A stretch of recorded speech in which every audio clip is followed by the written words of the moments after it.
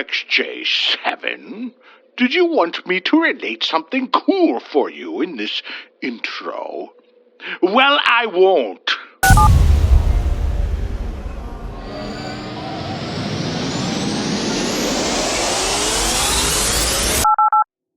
His name, Milton Forsythe, age 47, a middle-class man with middle-class problems during the Great Depression of the 30s in the USA. During a time of economic uncertainty, Milton would find an aspect of reality that would create uncertainty of all things under the sun in the heartland of America. Location, Oklahoma City, USA. Date, April 1934. The stocks had collapsed in 1929. The economy sagged into the 30s, and now, with a new president, it was getting worse. Everyone had hoped for the new guy, and that he was the remedy. But he wasn't doing any good. The problems were deepening into 1934. Milton Forsythe was holding on for the dearest economic liberty in the once booming Midwest. Likewise, all of his neighbors and family were in similar situations, with some of them hitting lows they'd never expected. Some family had to sell everything they had and reduce residency from homes to small apartments in order to survive total bankruptcy.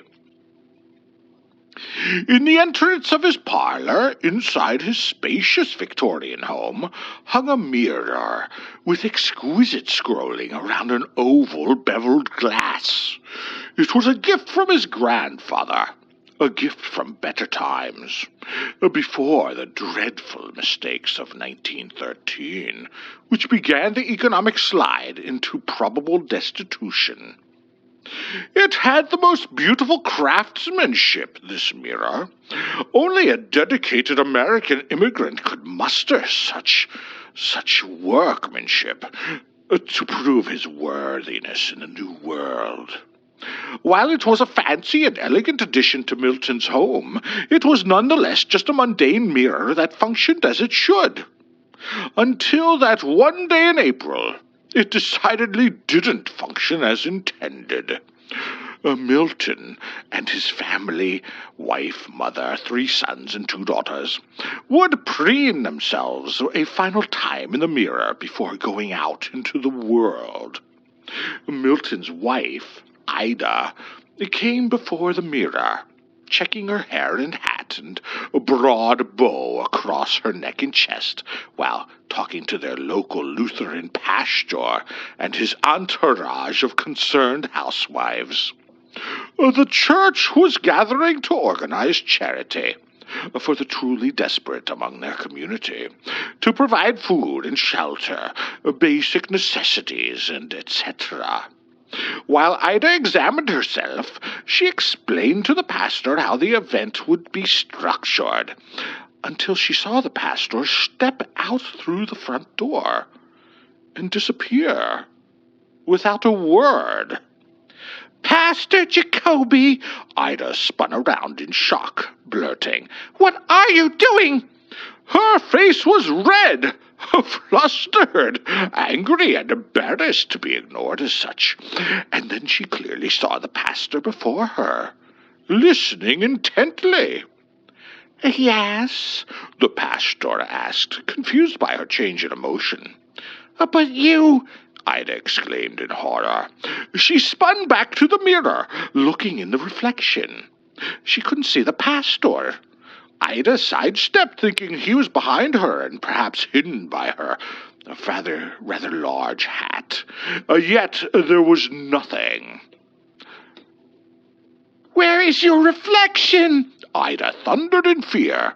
A hand held to her mouth as tears welled from the sides of her eyes.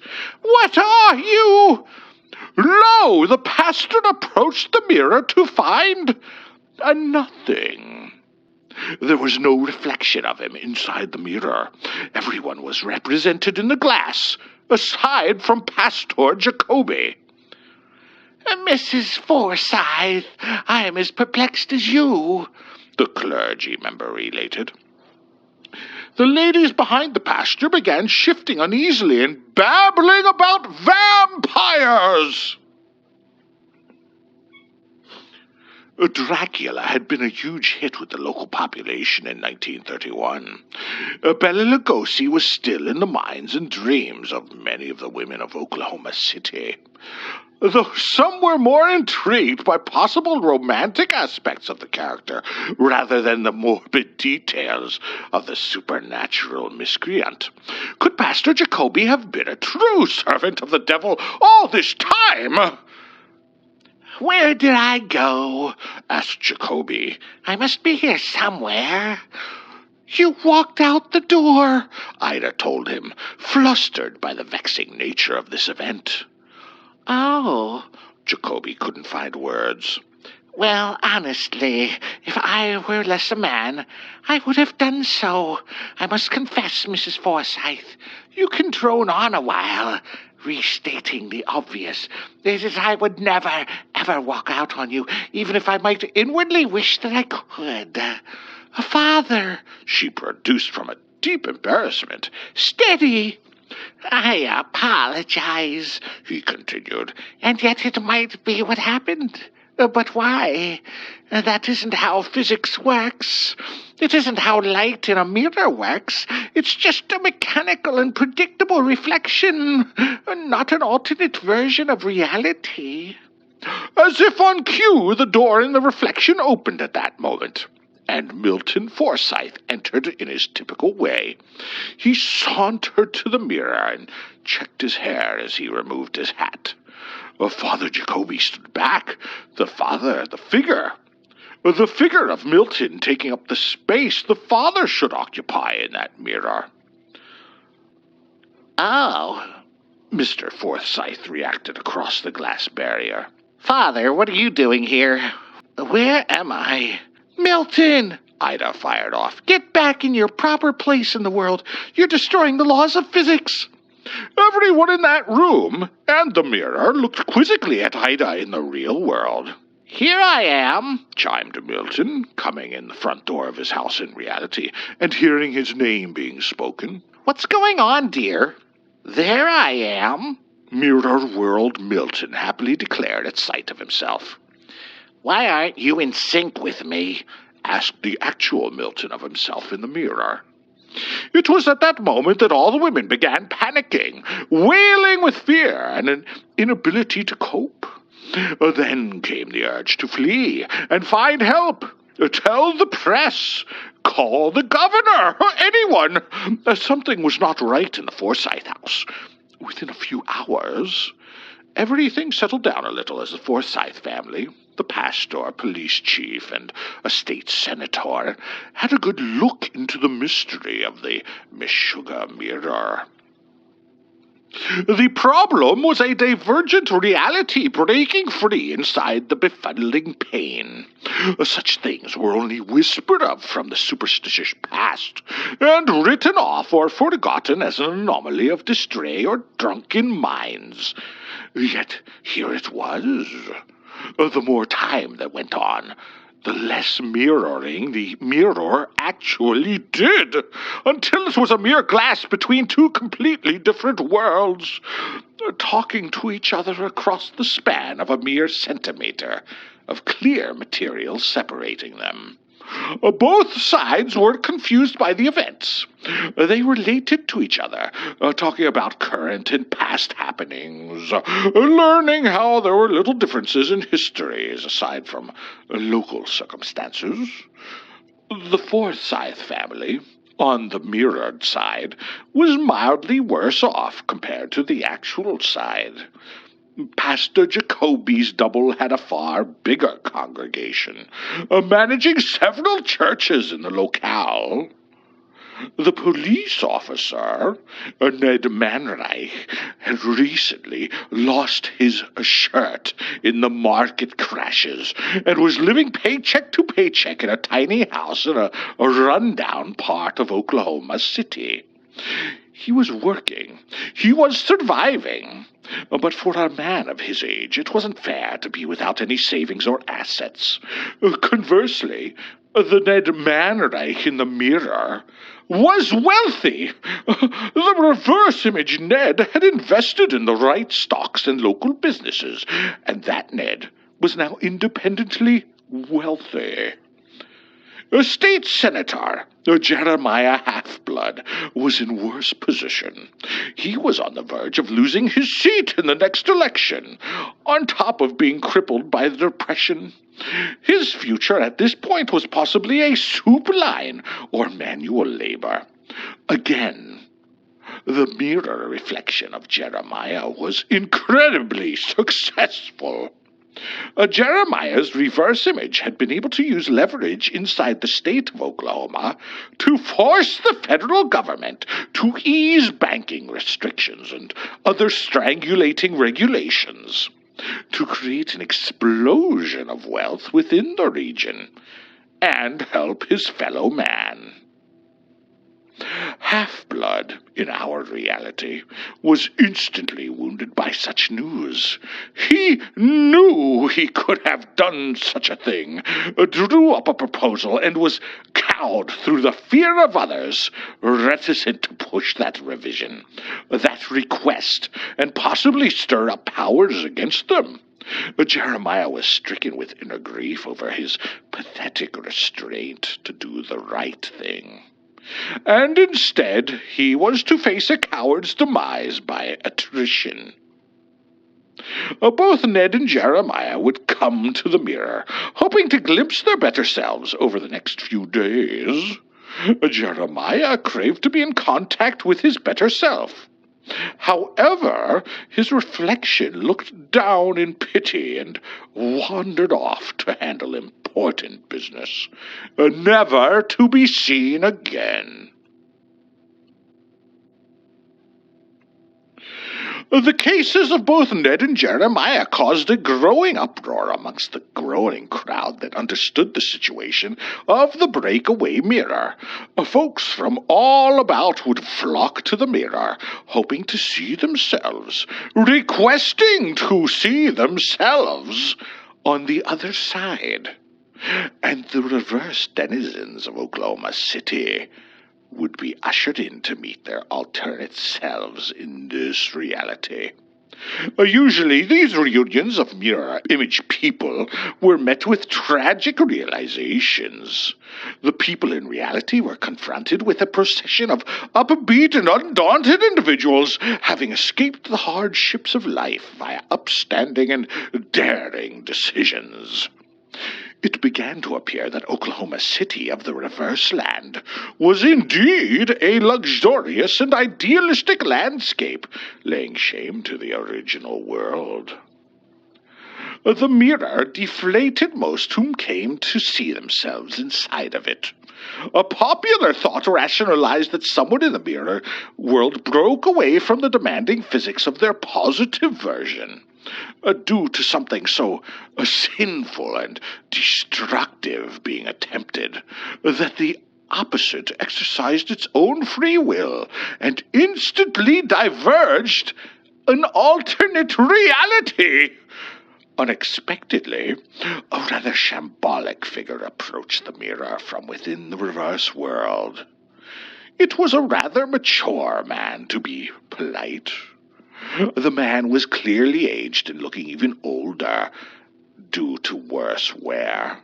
Deep wrinkles caused by excessive smoking and drinking, dirty and ripped clothing, and long unkempt hair. Unlike all the other reflections, this person was asking to see his positive.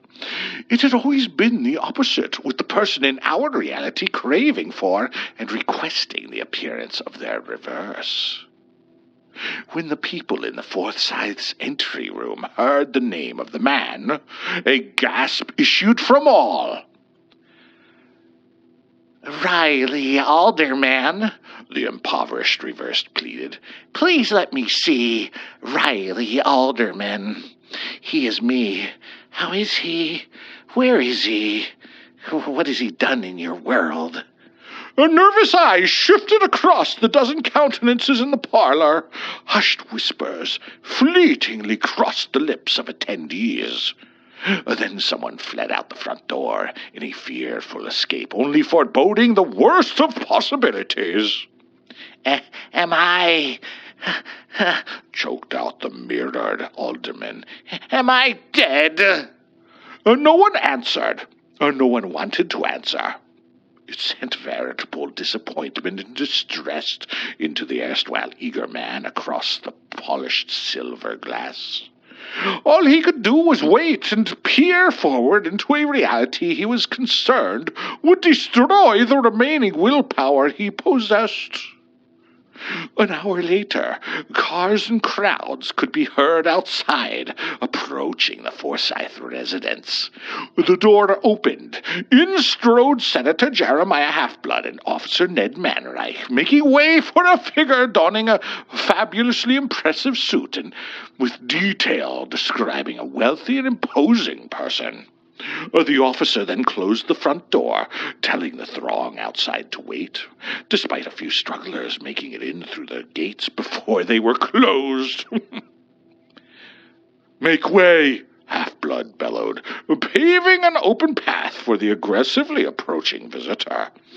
Within seconds, Riley Alderman of the Mirror Universe was staring at himself in the real world, and the difference was stunning.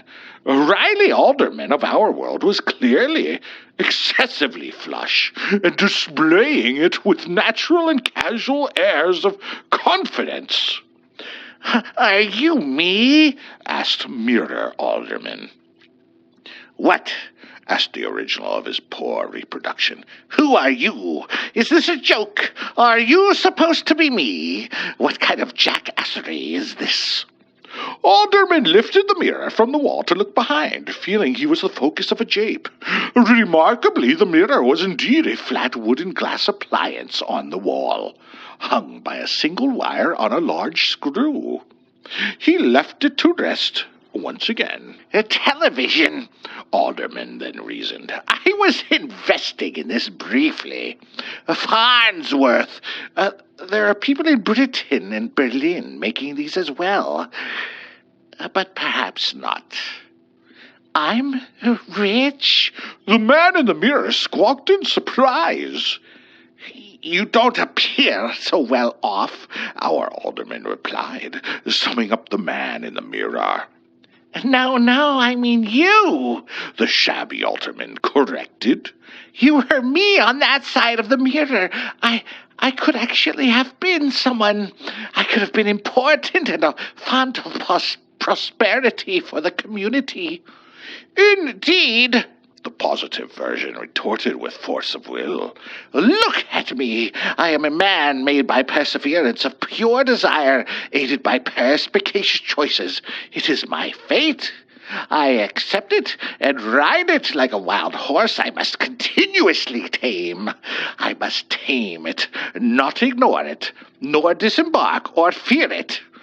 Anyone can be like me if they have the fortitude and set themselves to the task. Why haven't you?" "Wait a minute," a voice in the positive room angrily intercepted the dialogue of two disparate men. "Why are you so rich in our world while so many are crippled by poverty? Yet they're prosperous across that pane on the wall." "Yeah," another person shouted from the small gathering. "So I'm not the only one thinking something suspicious," another voice released. A grumbling ensued. The positive room became decidedly negative as people began to put the pieces together. It was obvious that the wealth of the community was drained out and into the pockets of the filthy rich Riley Alderman. Logically, to those present, the reverse side of the mirror wasn't able to form a life of success, while Riley Alderman in our dimension had prospered. Riley Alderman, the Riley Alderman of means, could hear a torrent of anger building within the people around him. He wasn't going to settle for such impudence. "This is nothing but lies and trickery," Alderman shouted into a small audience of malcontents surrounding him. No one cared. Riley Alderman's words meant nothing to them. They were all sure they had been cheated of their fair slice of life by this gluttonous hog. Even the police and the state senator were convinced that Alderman was the reason of their recent distress. A murmur of hate began a siren of rage inside the small home of Milton Forsyth. "Get out of my way!" demanded the beleaguered alderman. When no one would obey the cornered millionaire, he raised his arm with cane in hand and brought it down repeatedly. He was beating people away as if they were mad dogs. There were too many people, too many sizable and able bodies to sweep aside. The violence only rose the ire of the citizens in that room, and a wave of wrath ensued. "Kill the pig!" Someone shrieked as hands rose above the wealthy alderman. Hands came down, ripping at him, at his clothes, his fine, fine clothes, and then pummeling, some now filled with objects from around the house. All those hands did their work efficiently. They relentlessly pounded downward onto the ebbing life of Riley Alderman. Relentless, repeatedly, unsatiated, they continued. Behind the group, in the mirror, could be seen the reverse images of most of those present in Oklahoma City. Poor Riley Alderman of that world was front and center, intently observing the furious carnage, witnessing his own murder in the other dimension of reality. And then a smile. Riley Alderman possessed a creeping smile, spreading wide and opening his face to a giggle. Soon a guffaw, and then galloping convulsions of gleeful shrieks. The others behind impoverished aldermen likewise chuckled menacingly at the events before them through the glass. Blood was splattered onto the clothes and hands of all those in that parlor, beating the wealthy man to death. Blood was smeared across the wood floor. The throw rugs, the handprints of blood were everywhere, on wallpaper, surfaces, and furniture near the murder. A cessation came when Riley was beyond dead, and the minds of the mob were stilled by the laughter coming from that mirror. Everyone turned to look at the unbesmirched onlookers.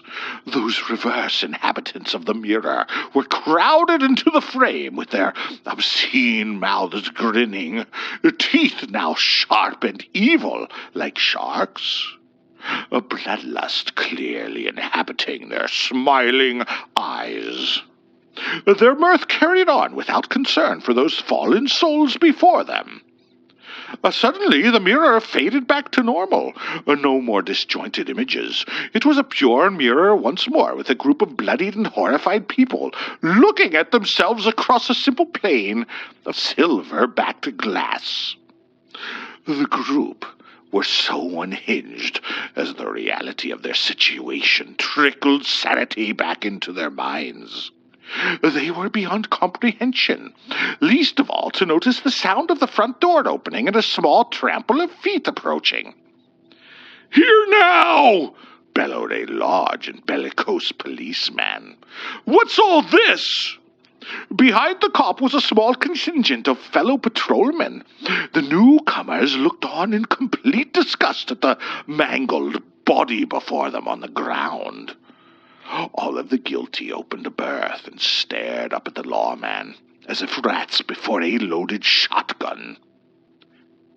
The mirror," Half-Blood croaked out, pointing nervously to the mendacious speculum. All the constabulary saw was an image of murder, repeating in reverse the horror of that day.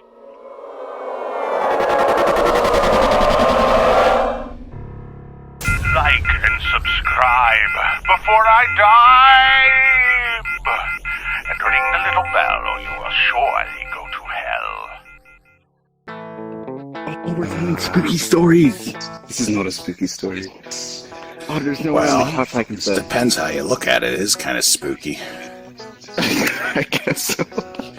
Wait, that's it? That's the end of the story? That is a